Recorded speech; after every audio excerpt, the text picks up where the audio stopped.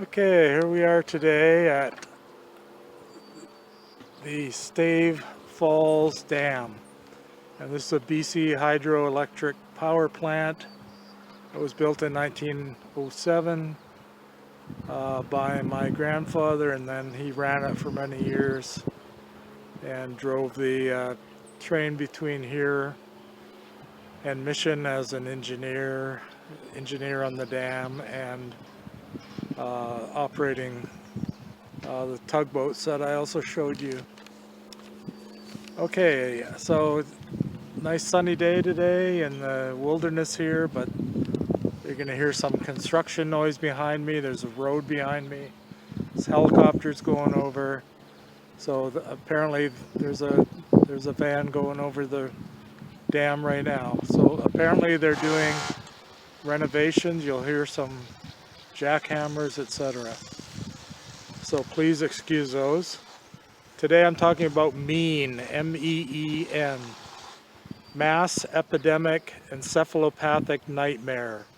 And I named this term on March 10th, 2020, publishing on that date in the Journal of the American Medical Association, as well as Doctor's Guide, ResearchGate, academia.edu, etc. The COVID-19 virus causes pathology in the nervous system. Excuse it, wow, the wind really came up. I'm on the top of a mountain here overlooking the dam to get a good shot, but it turned out to be very windy. So I hope you can hear my audio. The virus is causing pathology in the nervous system, leading to irrational behavior.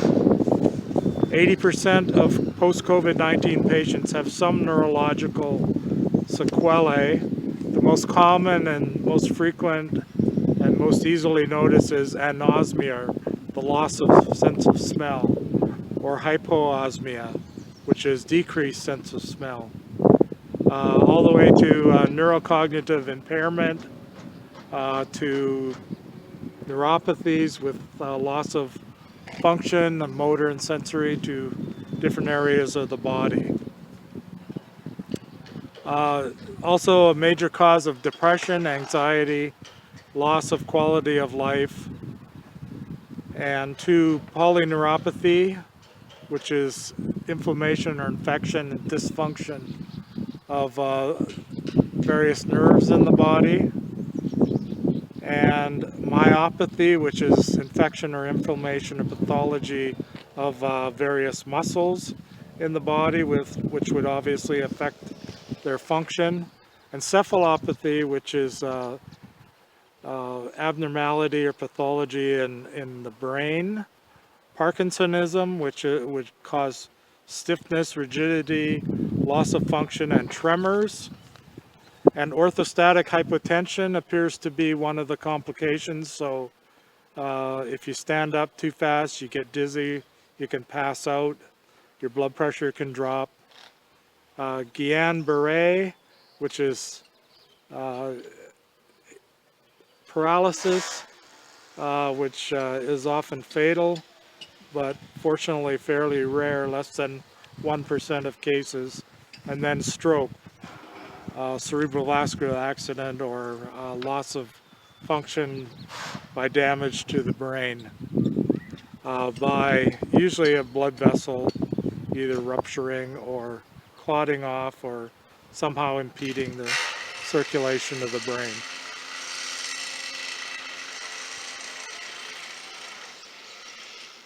26% had neurological findings after 3 months. So by definition, this has become chronic. Now I want to talk about frontal lobe release. Normal inhibitory action is lost of the frontal lobes, which inhibit irrational and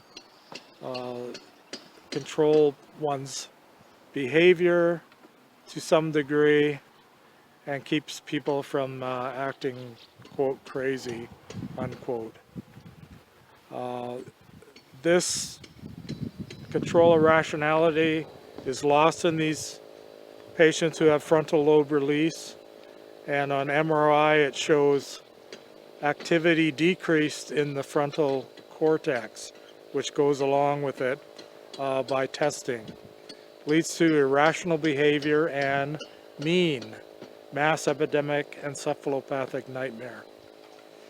18% of all patients studied apparently had this. In 2020 USA, pandemic mayhem ensued, and this may definitely be caused, but may also be associated with the viral infection causing this frontal lobe release through direct effects on the brain. Again, the result is antisocial activity, and as we have seen, the effects in U.S. cities include rioting, looting, increased murders, increased gunshot wounds, increased interpersonal violence, increased destruction of public and private property, burning, fires, arson, etc. has all increased during this pandemic since the year 2020, so in the past year. Now I added nightmare to the name, so mass epidemic encephalopathic nightmare. Nightmare describes the consequences, but it also points out the fact that one of the most common neurological complications of COVID-19 is that the patient has nightmares, recurrent nightmares, or frequent nightmares can result. So that's why it was added to the name. That's why I added it to the name.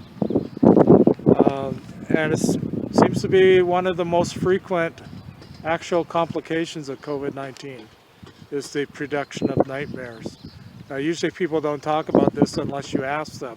But once you start asking them, you can see that way more than half of people have the production of nightmares after COVID-19 infection. So again, that was a brief summary of MEEN, M-E-E-N, stands for Mass Epidemic Encephalopathic Nightmare. You can read more in my references in JAMA, in Doctor's Guide, in ResearchGate online, and in academia.edu online. Okay, I will do follow-ups on this, and there are also many other videos on the complications and sequelae of COVID-19, and I will be including more of these as well on YouTube. Thank you. I hope you enjoyed it. Please subscribe to my channel, Gary Ordog. 2 words, Gary, G-A-R-Y, Ordog, O-R-D-O-G. Appreciate your support. Thank you, and stay safe. Get your vaccine, and have a good life.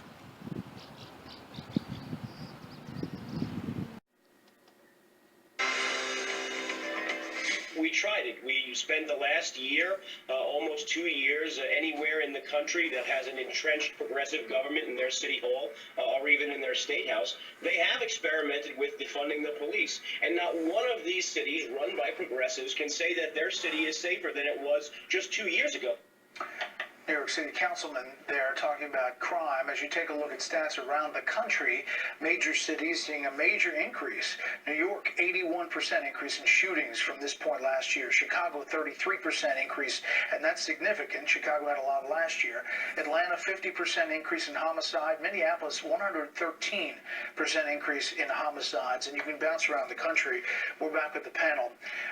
Bill, your thoughts on these stats and what they tell us about where we are?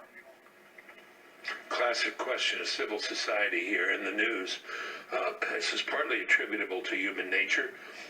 Philosophers have wrestled with this for years. Thomas Hobbes said famously in his famous book, life in a state of nature is solitary, poor, nasty, brutish, and short. brutish was the word, or brutal was the word you used to introduce this. And this is what we're seeing, at least resemble, going on in many of our cities. Policy is the second part. By releasing or getting rid of or thinning out that thin veneer of civilization and protection provided by the police, we are giving encouragement to the worst instincts of human nature to come forward. This is an experiment that's been done 1,000 times before.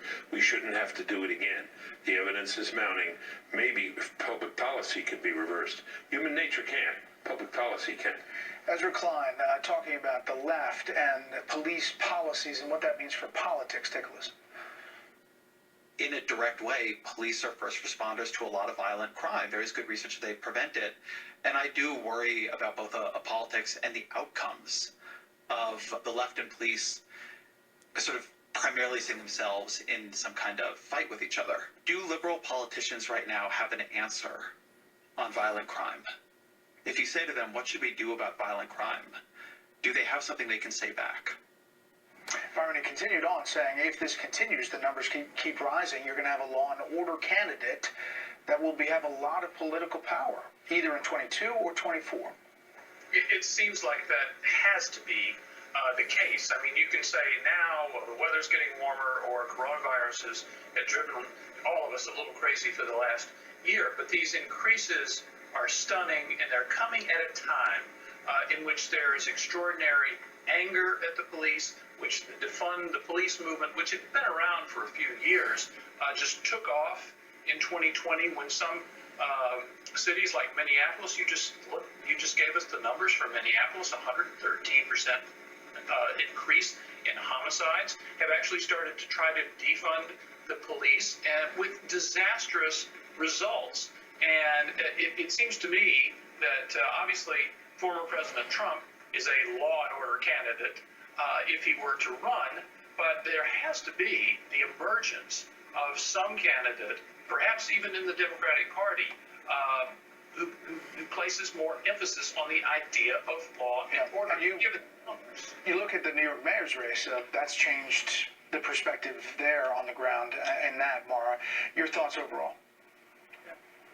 Yeah, look, historically, when there's been a rise in crime, the party that is seen as tougher on crime, the Law and Order Party, has generally won. And that's the danger for Democrats. If they become identified with this defund the police, now I would say that was only supported by a minority of Democratic candidates. Joe Biden explicitly was against it, but it was used very effectively against Democrats writ large in 2020, and I think it's going to be used again by Republicans in 2022. So Democrats have to be for a platform that says we want to keep our communities safe, and at the same time we want to reduce killings of unarmed people by the police. They should be able to come up with that. Brett? Well, Joe Biden was for defund the police before he was against it. You may recall last year during the campaign, he talked about reallocating resources away from normal law enforcement into other things before he realized or wised up to the fact that defund the police is bad policy and even worse politics. But I don't know that his party can easily get out from under the label of supporters of defunding the police. Their sympathies generally seem to be against the police, against law enforcement, and that's the posture that they're in now. And you look around, Brett, this is one of a number of issues. You know, people are being told that this is a racist country and that they themselves, by extension, are racist. We're being told that our history isn't what we thought it was, and so on. The coronavirus shutdowns, I think, are becoming increasingly unpopular, and as in retrospect, even more so than they were when they were going on in full cry. There's a lot of potential backlash out there, which I think, and we'll see evidence of it in 2022 during the midterms, and perhaps well beyond. These are problems I think at the moment constitute an opportunity for Republicans if they have the wit to seize them. We'll see. When we come back, tomorrow's headlines tonight with the panel.